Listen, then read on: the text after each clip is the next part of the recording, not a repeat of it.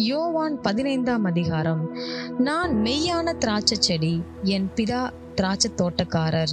என்னில் கனி கொடாதிருக்கிற கொடி எதுவோ அதை அவர் அறுத்து போடுகிறார். கனி கொடுக்கிற கொடி எதுவோ அது அதிக கனிகளை கொடுக்கும்படி அதை சுத்தம் பண்ணுகிறார். நான் உங்களுக்கு சொன்ன உபதேசத்தினாலே நீங்கள் இப்பொழுதே சுத்தமாயிருக்கிறீர்கள். என்னில் நிலைத்திருங்கள், நானும் உங்களில் நிலைத்திருப்பேன். கொடியானது திராட்சை செடியில் நிலைத்திராவிட்டால் அது தானாய் கனி கொடுக்க மாட்டாதது போல நீங்களும் என்னில் நிலைத்திராவிட்டால் கனி கொடுக்க மாட்டீர்கள்.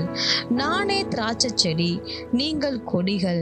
ஒருவன் என்னிலும் நான் அவனிலும் நிலைத்திருந்தால் அவன் மிகுந்த கனிகளை கொடுப்பான். என்னை அல்லாமல் உங்களால் ஒன்றும் செய்யக்கூடாது. ஒருவன் என்னில் நிலைத்திராவிட்டால் வெளியே எரியுண்ட கொடியைப் போல அவன் எரியுண்டு உலர்ந்து போவான். அப்படிப்பட்டவைகளை சேர்த்து அக்கினியிலே போடுகிறார்கள், அவைகள் எரிந்து போம். நீங்கள் என்னிலும் என் வார்த்தைகள் உங்களிலும் நிலைத்திருந்தால் நீங்கள் கேட்டுக்கொள்வது எதுவோ அது உங்களுக்கு செய்யப்படும்.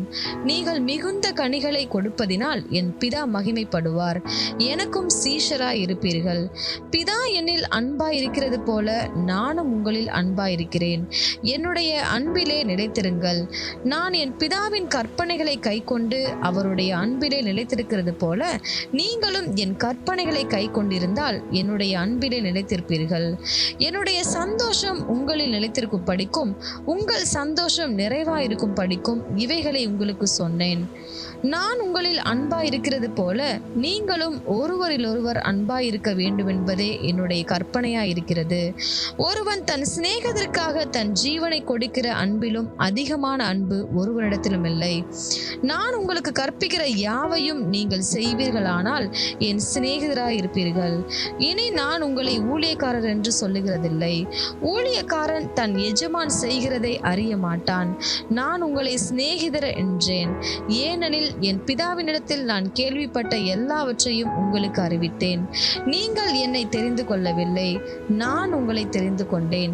நீங்கள் என் நாமத்தினாலே பிதாவை கேட்டுக்கொள்வது எதுவோ அதை அவர் உங்களுக்கு கொடுக்கத்தக்கதாக நீங்கள் போய் கனி கொடுக்கும் படிக்கும் உங்கள் கனி நிலைத்திருக்கும் படிக்கும் நான் உங்களை ஏற்படுத்தினேன். நீங்கள் ஒருவரில் ஒருவர் அன்பாயிருக்க வேண்டும் என்று இவைகளை உங்களுக்கு கற்பிக்கிறேன். உலகம் உங்களை பகைத்தால் அது உங்களை பகைக்கிறதற்கு முன்னே என்னை பகைத்ததென்று அறியுங்கள். நீங்கள் உலகத்தாராய் இருந்தால் உலகம் தன்னுடையதை சிநேகித்திருக்கும். நீங்கள் உலகத்தாராய் இராதபடியினாலும் நான் உங்களை உலகத்திலிருந்து தெரிந்து கொண்டபடியினாலும் உலகம் உங்களை பகைக்கிறது. ஊழியக்காரன் தன் எஜமானிலும் பெரியவன் அல்லவென்று நான் உங்களுக்கு சொன்ன வார்த்தையை நினைத்துக் கொள்ளுங்கள். அவர்கள் என்னை துன்பப்படுத்தினதுண்டானால் உங்களையும் துன்பப்படுத்துவார்கள். அவர்கள் என் வசனத்தை கை கொண்டதுண்டானால் உங்கள் வசனத்தையும் கை கொள்வார்கள்.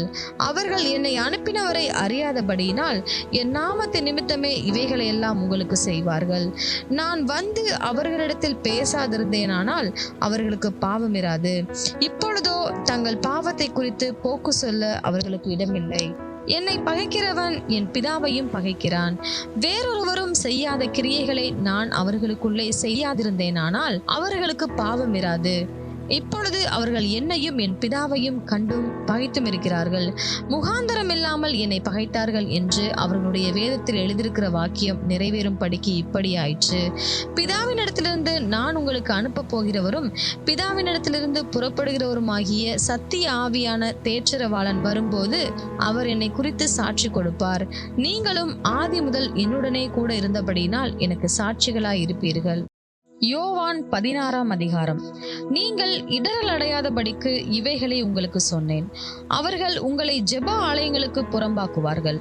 மேலும் உங்களை கொலை செய்கிறவன் தான் தேவனுக்கு தொண்டு செய்கிறவன் என்று நினைக்கும் காலம் வரும்.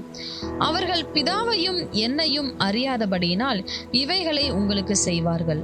அந்த காலம் வரும்போது நான் இவைகளை உங்களுக்கு சொன்னேன் என்று நீங்கள் நினைக்கும்படி இவைகளை உங்களுக்கு சொல்லியிருக்கிறேன். நான் உங்களுடனே கூட இருந்தபடியினால் ஆரம்பத்திலே இவைகளை உங்களுக்கு சொல்லவில்லை. இப்பொழுது நான் என்னை அனுப்பினவரிடத்திற்கு போகிறேன். எங்கே போகிறீர் என்று உங்களில் ஒருவனும் என்னை கேட்கவில்லை. ஆனாலும் நான் இவைகளை உங்களுக்கு சொன்னதினால் உங்கள் இருதயம் துக்கத்தால் நிறைந்திருக்கிறது. நான் உங்களுக்கு உண்மையை சொல்லுகிறேன், நான் போகிறது உங்களுக்கு பிரயோஜனமாயிருக்கும். நான் போகாதிருந்தால் தேற்றரவாளன் உங்களிடத்தில் வரார். நான் போவேனேயாகில் அவரை உங்களிடத்திற்கு அனுப்புவேன். அவர் வந்து பாவத்தை குறித்தும் நீதியை குறித்தும் நியாய தீர்ப்பை குறித்தும் உலகத்தை கண்டித்து உணர்த்துவார். அவர்கள் என்னை விசுவாசியாதபடியினாலே பாவத்தை குறித்தும், நீங்கள் இனி என்னை காணாதபடிக்கு நான் என் பிதாவினிடத்திற்கு போகிறபடியினாலே நீதியை குறித்தும், இந்த உலகத்தின் அதிபதி நியாயம் தீர்க்கப்பட்டதினாலே நியாய தீர்ப்பை குறித்தும் கண்டித்து உணர்த்துவார். இன்னும் அநேக காரியங்களை நான் உங்களுக்கு சொல்ல வேண்டியதா இருக்கிறது. அவைகளை நீங்கள் இப்பொழுது தாங்க மாட்டீர்கள். சத்திய ஆவியாகிய அவர் வரும்போது சகல சத்தியத்திற்குள்ளும் உங்களை நடத்துவார். அவர் தம்முடைய சுயமாய் பேசாமல் தாம் கேள்விப்பட்டவைகள் யாவையும் சொல்லி வரப்போகிற காரியங்களை உங்களுக்கு அறிவிப்பார். அவர் என்னுடையதில் எடுத்து உங்களுக்கு அறிவிப்பதினால் என்னை மகிமைப்படுத்துவார். பிதாவினுடையவைகள் யாவும் என்னுடையவைகள், அதனாலே அவர் என்னுடையதில் எடுத்து உங்களுக்கு அறிவிப்பார் என்றேன். நான் பிதாவினிடத்திற்கு போகிறபடியினால் கொஞ்ச காலத்திலே என்னை காணாதிருப்பீர்கள், மறுபடியும் கொஞ்ச காலத்திலே என்னை காண்பீர்கள் என்றார். அப்பொழுது அவருடைய சீஷரில் சிலர், நான் பிதாவினிடத்திற்கு போகிறபடியினால் கொஞ்ச காலத்திலே என்னை காணாதிருப்பீர்கள் என்றும் மறுபடியும் கொஞ்ச காலத்திலே என்னை காண்பீர்கள் என்றும் அவர் நம்முடனே சொல்லுகிறதின் கருத்தென்ன என்று தங்களுக்குள்ளே பேசிக்கொண்டதுமன்றி, கொஞ்ச காலம் என்கிறாரே, இதென்ன? அவர் சொல்லுகிறது இன்னதென்று நமக்கு விளங்கவில்லையே என்றார்கள். அதை குறித்து தம்மிடத்தில் கேட்கும்படி அவர்கள் விரும்புகிறதை இயேசு அறிந்து அவர்களை நோக்கி, கொஞ்ச காலத்திலே என்னை காணாதிருப்பீர்கள், மறுபடியும் கொஞ்ச காலத்திலே என்னை காண்பீர்கள் என்று நான் சொன்னதை குறித்து நீங்கள் உங்களுக்குள்ளே விசாரிக்கிறீர்களோ? மெய்யாகவே மெய்யாகவே நான் உங்களுக்கு சொல்லுகிறேன், நீங்கள் அழுது புலம்புவீர்கள், உலகமோ சந்தோஷப்படும். நீங்கள் துக்கப்படுவீர்கள், ஆனாலும் உங்கள் துக்கம் சந்தோஷமாக மாறும். ஸ்திரீயானவளுக்கு பிரசவ காலம் வந்திருக்கும் போது அவள் துக்கம் அடைகிறாள். பிள்ளை பெற்றவுடனே ஒரு மனுஷன் உலகத்தில் பிறந்தான் என்கிற சந்தோஷத்தினால் அப்புறம் உபத்திரவத்தை நினையாள். அதுபோல நீங்களும் இப்பொழுது துக்கமடைந்திருக்கிறீர்கள். நான் மறுபடியும் உங்களை காண்பேன், அப்பொழுது உங்கள் இருதயம் சந்தோஷப்படும். உங்கள் சந்தோஷத்தை ஒருவனும் உங்களிடத்திலிருந்து எடுத்து போட மாட்டான். அந்த நாளிலே நீங்கள் என்னிடத்தில் ஒன்றும் கேட்க மாட்டீர்கள். மெய்யாகவே மெய்யாகவே நான் உங்களுக்கு சொல்லுகிறேன், நீங்கள் என் நாமத்தினாலே பிதாவினிடத்தில் கேட்டுக்கொள்வது எதுவோ அதை அவர் உங்களுக்கு தருவார். இதுவரைக்கும் நீங்கள் என் நாமத்தினாலே ஒன்றும் கேட்கவில்லை. கேளுங்கள், அப்பொழுது உங்கள் சந்தோஷம் நிறைவாயிருக்கும்படி பெற்றுக்கொள்வீர்கள். இவைகளை நான் ஓமைகளால் உங்களுடனே பேசுகிறேன். காலம் வரும், அப்பொழுது நான் ஓமைகளாய் உங்களுடனே பேசாமல் பிதாவை குறித்து வெளிப்படையாக உங்களுக்கு அறிவிப்பேன். அந்த நாளில் நீங்கள் என் நாமத்தினாலே வேண்டிக் கொள்வீர்கள். உங்களுக்காக பிதாவை நான் கேட்டுக்கொள்வேன் என்று உங்களுக்கு சொல்ல வேண்டியதில்லை. நீங்கள் என்னை சிநேகித்து நான் தேவனிடத்திலிருந்து புறப்பட்டு வந்தேன் என்று விசுவாசிக்கிறபடியினால் பிதா தாமே உங்களை சிநேகிக்கிறார். நான் பிதாவினிடத்திலிருந்து புறப்பட்டு உலகத்திலே வந்தேன், மறுபடியும் உலகத்தை விட்டு பிதாவினிடத்திற்கு போகிறேன் என்றார். அவருடைய சீஷர்கள் அவரை நோக்கி, இதோ இப்பொழுது நீர் ஓமைகளாய் பேசாமல் வெளிப்படையாய் பேசுகிறீர். நீர் எல்லாவற்றையும் அறிந்திருக்கிறீர் என்றும் ஒருவன் உம்மை வினாவ வேண்டுவதில்லை என்றும் இப்பொழுது அறிந்திருக்கிறோம். இதனாலே நீர் தேவனிடத்திலிருந்து வந்தீர் என்று விசுவாசிக்கிறோம் என்றார்கள். இயேசு அவர்களுக்கு பிரதியுத்தரமாக, இப்பொழுது நீங்கள் விசுவாசிக்கிறீர்கள். இதோ நீங்கள் சிதறுண்டு அவனவன் தன் தன் இடத்துக்கு போய் என்னை தனியே விட்டுவிடும் காலம் வரும். அது இப்பொழுது வந்திருக்கிறது. ஆனாலும் நான் தனித்திரேன், பிதா என்னுடனே கூட இருக்கிறார். என்னிடத்தில் உங்களுக்கு சமாதானம் உண்டாயிருக்கும் பொருட்டு இவைகளை உங்களுக்கு சொன்னேன். உலகத்தில் உங்களுக்கு உபத்திரவம் உண்டு, ஆனாலும் திடன் கொள்ளுங்கள், நான் உலகத்தை ஜெயித்தேன் என்றார். யோவான் 17ஆம் அதிகாரம். இயேசு இவைகளை சொன்ன பின்பு தம்முடைய கண்களை வானத்துக்கு ஏறெடுத்து, பிதாவே, வேலை வந்தது. நீர் உம்முடைய குமாரனுக்கு தந்தருளின யாவருக்கும் அவர் நித்திய ஜீவனை கொடுக்கும் பொருட்டு மாம்சமான யாவர் மேலும் நீர் அவருக்கு அதிகாரம் கொடுத்தபடியே உம்முடைய குமாரன் உம்மை மகிமைப்படுத்தும் படிக்கு நீர் உம்முடைய குமாரனை மகிமைப்படுத்தும். ஒன்றான மெய் தேவனாகிய உம்மையும் நீர் அனுப்பினவராகிய இயேசு கிறிஸ்துவையும் அறிவதே நித்திய ஜீவன். பூமியிலே நான் உம்மை மகிமைப்படுத்தினேன். நான் செய்யும்படி நீர் எனக்கு நியமித்த கிரியையை செய்து முடித்தேன். பிதாவே, உலகம் உண்டாகிறதற்கு முன்னே உம்மிடத்தில் எனக்கு உண்டாயிருந்த மகிமையினாலே இப்பொழுது நீர் என்னை உம்மிடத்திலே மகிமைப்படுத்தும். நீர் உலகத்தில் தெரிந்தெடுத்து எனக்கு தந்த மனுஷருக்கு உம்முடைய நாமத்தை வெளிப்படுத்தினேன். அவர்கள் உம்முடையவர்களாயிருந்தார்கள். அவர்களை எனக்கு தந்தீர். அவர்கள் உம்முடைய வசனத்தை கை கொண்டிருக்கிறார்கள். நீர் எனக்கு தந்தவைகள் எல்லாம் உம்மாலே உண்டாயினவென்று இப்பொழுது அறிந்திருக்கிறார்கள். நீர் எனக்கு கொடுத்த வார்த்தைகளை நான் அவர்களுக்கு கொடுத்தேன். அவர்கள் அவைகளை ஏற்றுக்கொண்டு நான் உம்மிடத்திலிருந்து புறப்பட்டு வந்தேன் என்று நிச்சயமாய் அறிந்து நீர் என்னை அனுப்பினீர் என்று விசுவாசித்திருக்கிறார்கள். நான் அவர்களுக்காக வேண்டிக் கொள்ளுகிறேன். உலகத்துக்காக வேண்டிக் கொள்ளாமல் நீர் எனக்கு தந்தவர்களுக்காக வேண்டிக் கொள்ளுகிறேன். அவர்கள் உம்முடையவர்களாய் இருக்கிறார்களே. என்னுடையவைகள் யாவும் உம்முடையவைகள், உம்முடையவைகள் என்னுடையவைகள். அவர்களில் நான் மகிமைப்பட்டிருக்கிறேன். நான் இனி உலகத்தில் இரேன், இவர்கள் உலகத்தில் இருக்கிறார்கள். நான் உம்மிடத்திற்கு வருகிறேன். பரிசுத்த பிதாவே, நீர் எனக்கு தந்தவர்கள் நம்மை போல ஒன்றாயிருக்கும் படிக்கு நீர் அவர்களை உம்முடைய நாமத்தினாலே காத்துக்கொள்ளும். நான் அவர்களுடனே கூட உலகத்தில் இருக்கையில் அவர்களை உம்முடைய நாமத்தினாலே காத்து கொண்டேன். நீர் எனக்கு தந்தவர்களை காத்து கொண்டு வந்தேன். வேத வாக்கியம் நிறைவேறத்தக்கதாக கேட்டின் மகன் கெட்டு போனானே அல்லாமல் அவர்களில் ஒருவனும் கெட்டு போகவில்லை.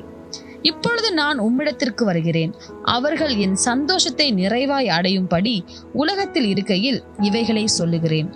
நான் உம்முடைய வார்த்தையை அவர்களுக்கு கொடுத்தேன். நான் உலகத்தான் அல்லாதது போல அவர்களும் உலகத்தார் அல்ல. ஆதலால் உலகம் அவர்களை பகைத்தது. நீர் அவர்களை உலகத்திலிருந்து எடுத்துக்கொள்ளும்படி நான் வேண்டிக் கொள்ளாமல் நீர் அவர்களை தீமை நின்று காக்கும்படி வேண்டிக் கொள்கிறேன். நான் உலகத்தான் அல்லாதது போல அவர்களும் உலகத்தார் அல்ல. உம்முடைய சத்தியத்தினாலே அவர்களை பரிசுத்தமாக்கும். உம்முடைய வசனமே சத்தியம்.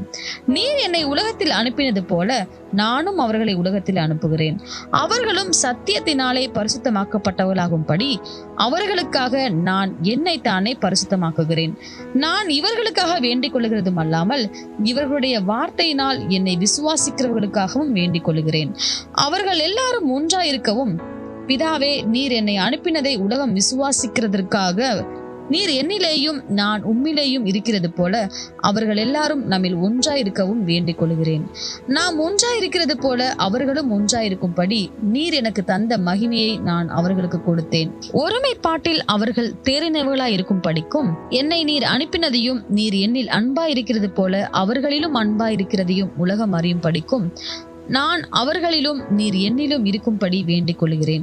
பிதாவே, உலக தோற்றத்துக்கு முன் நீர் என்னில் அன்பாயிருந்தபடியினால் நீர் எனக்கு தந்த என்னுடைய மகிமையை நீர் எனக்கு தந்தவர்கள் காணும்படியாக நான் எங்கே இருக்கிறேனோ அங்கே அவர்களும் என்னுடனே கூட இருக்க விரும்புகிறேன். நீதியுள்ள பிதாவே, உலகம் உம்மை அறியவில்லை, நான் உம்மை அறிந்திருக்கிறேன். நீர் என்னை அனுப்பினதை இவர்களும் அறிந்திருக்கிறார்கள். நீர் என்னிடத்தில் வைத்த அன்பு அவர்களிடத்தில் இருக்கும் படிக்கும் நானும் அவர்களில் இருக்கும் படிக்கும் உம்முடைய நாமத்தை அவர்களுக்கு தெரியப்படுத்தினேன், இன்னமும் தெரியப்படுத்துவேன் என்றார். யோவான் 18ஆம் அதிகாரம். இயேசு இவைகளை சொன்ன பின்பு தம்முடைய சீஷருடனே கூட கெதரோன் என்னும் ஆற்றுக்கு அப்புறம் போனார். அங்கே ஒரு தோட்டம் இருந்தது. அதிலே அவரும் அவருடைய சீஷரும் பிரவேசித்தார்கள். இயேசு தம்முடைய சீஷருடனே கூட அடிக்கடி அங்கே போயிருந்தபடியினால் அவரை காட்டிக் கொடுக்கிற யூதாசும் அந்த இடத்தை அறிந்திருந்தான். யூதாஸ் போர்ச்சேவகரின் கூட்டத்தையும் பிரதான ஆசாரியர் பரிசேயர் என்பவர்களால் அனுப்பப்பட்ட ஊழியக்காரரையும் கூட்டிக் கொண்டு பந்தங்களோடும் தீவட்டிகளோடும் ஆயுதங்களோடும் அவ்விடத்திற்கு வந்தான். இயேசு தமக்கு நேரிட போகிற எல்லாவற்றையும் அறிந்து எதிர்கொண்டு போய் அவர்களை நோக்கி, யாரை தேடுகிறீர்கள் என்றார். அவருக்கு அவர்கள் பிரதியுத்தரமாக, நசரேயனாகிய இயேசுவை தேடுகிறோம் என்றார்கள். அதற்கு இயேசு, நான் தான் என்றார். அவரை காட்டிக் கொடுத்த யூதாசும் அவர்களுடனே கூட நின்றான். நான் தான் என்று அவர் அவர்களிடத்தில் சொன்ன உடனே அவர்கள் பின்னிட்டு தரையிலே விழுந்தார்கள். அவர் மறுபடியும் அவர்களை நோக்கி, யாரை தேடுகிறீர்கள் என்று கேட்டார். அவர்கள் நசரேயனாகிய இயேசுவை தேடுகிறோம் என்றார்கள். இயேசு பிரதியுத்தரமாக, நான் தான் என்று உங்களுக்கு சொன்னேனே, என்னை தேடுகிறதுண்டானால் இவர்களை போக விடுங்கள் என்றார். நீர் எனக்கு தந்தவர்களில் ஒருவனையும் நான் இழந்து போகவில்லை என்று அவர் சொல்லிய வசனம் நிறைவேறத்தக்கதாக இப்படி நடந்தது. அப்பொழுது சீமோன் பேதுரு தன்னிடத்தில் இருந்த பட்டயத்தை உருவி பிரதான ஆசாரியனுடைய வேலைக்காரனை வலது காதர வெட்டினான். அந்த வேலைக்காரனுக்கு மல்கூஸ் என்று பெயர். அப்பொழுது இயேசு பேதுருவை நோக்கி, உன் பட்டயத்தை உரையிலே போடு. பிதா எனக்கு கொடுத்த பாத்திரத்தில் நான் பானம் பண்ணாதிருப்பேனோ என்றார். அப்பொழுது போர் சேவகரும் 1000 பேருக்கு தலைவனும் யூதருடைய ஊழியக்காரரும் இயேசுவை பிடித்து அவரை கட்டி முதலாவது அவரை அண்ணா என்பவனிடத்திற்கு கொண்டு போனார்கள். அவன் அந்த வருஷத்து பிரதான ஆசாரியனாகிய காய்பாவுக்கு மாமனாயிருந்தான். ஜனங்களுக்காக ஒரே மனுஷன் சாகிறது நலமாயிருக்கும் என்று யூதருக்கு ஆலோசனை சொன்னவன் இந்த காய்பாவே. சீமோன் பேதுருவும் வேறொரு சீஷனும் இயேசுக்கு பின் சென்றார்கள். அந்த சீஷன் பிரதான ஆசாரியனுக்கு அறிமுகமானவனாய் இருந்ததினால் இயேசுடனே கூட பிரதான ஆசாரியனுடைய அரண்மனைக்குள் பிரவேசித்தான். பேதுரு வாசல் அருகே வெளியே நின்றான். அப்பொழுது பிரதான ஆசாரியனுக்கு அறிமுகமானவனாய் இருந்த மற்ற சீஷன் வெளியே வந்து வாசல் காக்கிறவர்களுடனே பேசி பேதுருவை உள்ளே அழைத்து கொண்டு போனான். அப்பொழுது வாசல் காக்கிற வேலைக்காரி பேதுருவை நோக்கி, நீயும் அந்த மனுஷனுடைய சீஷரில் ஒருவன் அல்லவா என்றாள். அவன், நான் அல்ல என்றான். குளிர்காலமானபடியினாலே ஊழியக்காரரும் சேவகரும் கரிநெருப்பு உண்டாக்கி நின்று குளிர் காய்ந்து கொண்டிருந்தார்கள். அவர்களுடனே கூட பேதுருவும் நின்று குளிர் காய்ந்து கொண்டிருந்தான். பிரதான ஆசாரியன் இயேசுவிடத்தில் அவருடைய சீஷரை குறித்தும் போதகத்தை குறித்தும் விசாரித்தான். இயேசு அவனுக்கு பிரதியுத்தரமாக, நான் வெளியரங்கமாய் உலகத்திலுடனே பேசினேன். ஜெப ஆலயங்களிலேயும் யூதர்கள் எல்லாரும் கூடி வருகிற தேவாலயத்திலேயும் எப்பொழுதும் உபதேசித்தேன். அந்தரங்கத்திலே நான் ஒன்றும் பேசவில்லை. நீர் என்னிடத்தில் விசாரிக்க வேண்டியதென்ன? நான் சொன்னவைகளை கேட்டவர்களிடத்தில் விசாரியும். நான் பேசினவைகளை அவர்கள் அறிந்திருக்கிறார்களே என்றார். இப்படி அவர் சொன்ன பொழுது சமீபத்தில் நின்ற சேவகரில் ஒருவன், பிரதான ஆசாரியனுக்கு இப்படியா உத்தரவு சொல்லுகிறது என்று இயேசுவை ஒரு அறை அறைந்தான். இயேசு அவனை நோக்கி, நான் தகாத விதமாய் பேசினதுண்டானால் தகாததை ஒப்புவி. நான் தகுதியாய் பேசினேனே ஆகில் என்னை ஏன் அடிக்கிறாய் என்றார். பின்பு அண்ணா என்பவன் பிரதான ஆசாரியனாகிய காய்பாவினிடத்திற்கு அவரை கட்டுண்டவராக அனுப்பினான். சீமோன் பேதுரு நின்று குளிர் காய்ந்து கொண்டிருந்தான். அப்பொழுது சிலர் அவனை நோக்கி, நீயும் அவனுடைய சீஷரில் ஒருவன் அல்லவா என்றார்கள். அவன், நான் அல்ல என்று மறுதலித்தான். பிரதான ஆசாரியனுடைய வேலைக்காரரில் பேதுரு காதர வெட்டினவனுக்கு இனத்தானாகிய ஒருவன் அவனை நோக்கி, நான் உன்னை அவனுடனே கூட தோட்டத்திலே காணவில்லையா என்றான். அப்பொழுது பேதுரு மறுபடியும் மறுதலித்தான். உடனே சேவல் கூவிற்று. அவர்கள் காய்பாவினிடத்திலிருந்து இயேசுவை தேசாதிபதியின் அரண்மனைக்கு கொண்டு போனார்கள். அப்பொழுது விடியற் காலமாயிருந்தது. தீட்டுப்படாமல் பஸ்காவை புசிக்கத்தக்கதாக அவர்கள் தேசாதிபதியின் அரண்மனைக்குள் பிரவேசியாதிருந்தார்கள். ஆதலால் பிலாத்து அவர்களிடத்தில் வெளியே வந்து, இந்த மனுஷன் மேல் என்ன குற்றம் சாட்டுகிறீர்கள் என்றான். அவர்கள் அவனுக்கு பிரதியுத்தரமாக, இவன் குற்றவாளியாய் இராவிட்டால் இவனை உம்மிடத்தில் ஒப்பு கொடுக்க மாட்டோம் என்றார்கள். அப்பொழுது பிலாத்து அவர்களை நோக்கி, இவனை நீங்களே கொண்டு போய் உங்கள் நியாயப்பிரமாணத்தின்படி நியாயம் தீருங்கள் என்றான். அதற்கு யூதர்கள், ஒருவனையும் மரண ஆக்கினை செய்ய எங்களுக்கு அதிகாரம் இல்லை என்றார்கள். தாம் இன்ன விதமான மரணமாய் மரிக்கப் போகிறார் என்பதை குறித்து இயேசு குறிப்பாய் சொல்லியிருந்த வார்த்தை நிறைவேறத்தக்கதாக இப்படி சொன்னார்கள். அப்பொழுது பிலாத்து மறுபடியும் அரண்மனைக்குள் பிரவேசித்து இயேசுவை அழைத்து, நீ யூதருடைய ராஜாவா என்று கேட்டான். இயேசு அவனுக்கு பிரதியுத்தரமாக, நீரா இப்படி சொல்லுகிறீரோ அல்லது மற்றவர்கள் என்னை குறித்து இப்படி உமக்கு சொன்னார்களோ என்றார். பிலாத்து பிரதியுத்தரமாக, நான் யூதனா? உன் ஜனங்களும் பிரதான ஆசாரியரும் என்னிடத்தில் ஒப்பு கொடுத்தார்கள். நீ என்ன செய்தாய் என்றான். இயேசு பிரதியுத்தரமாக, என் ராஜ்யம் இவ்வுலகத்திற்குரியதல்ல. என் ராஜ்யம் இவ்வுலகத்திற்குரியதானால் நான் யூதரிடத்தில் ஒப்பு கொடுக்கப்படாதபடிக்கு என் ஊழியக்காரர் போராடி இருப்பார்களே. இப்படி இருக்க என் ராஜ்யம் இவ்விடத்திற்குரியதல்ல என்றார். அப்பொழுது பிலாத்து அவரை நோக்கி, அப்படியானால் நீ ராஜாவோ என்றான். இயேசு பிரதியுத்தரமாக, நீர் சொல்லுகிறபடி நான் ராஜாதான்.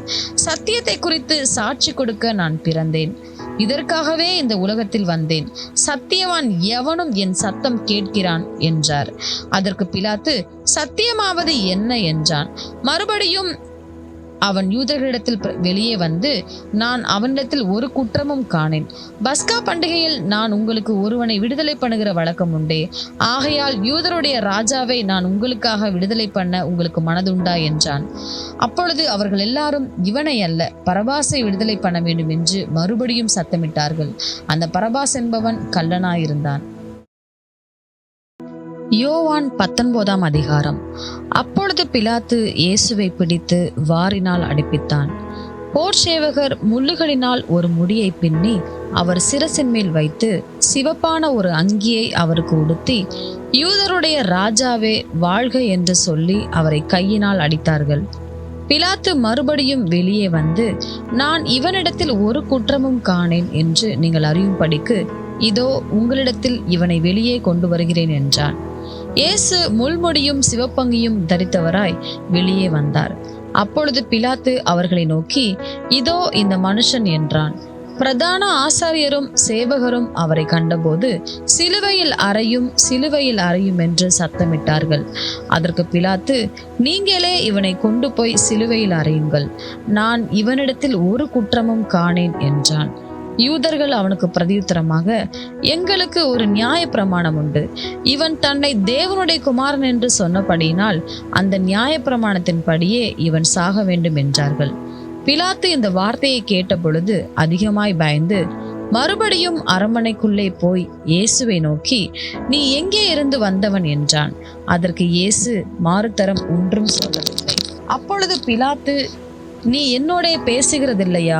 உன்னை சிலுவையில் அறைய எனக்கு அதிகாரம் உண்டென்றும் உன்னை விடுதலை பண்ண எனக்கு அதிகாரம் உண்டென்றும் உனக்கு தெரியாதா என்றான். இயேசு பிரதியுத்தரமாக, பரத்திலிருந்து உமக்கு கொடுக்கப்படாதிருந்தால் என் மேல் உமக்கு ஒரு அதிகாரமும் இராது. ஆனபடியினாலே என்னை உம்மிடத்தில் ஒப்பு கொடுத்தவனுக்கு அதிக பாவம் உண்டு என்றார். அது முதல் பிலாத்து அவரை விடுதலை பண்ண வகை தேடினான். யூதர்கள் அவனை நோக்கி, இவனை விடுதலை பண்ணினால் நீ ராயனுக்கு சிநேகிதன் அல்ல, தன்னை ராஜாவென்கிறவன் எவனோ அவன் ராயனுக்கு விரோதி என்று சத்தமிட்டார்கள்.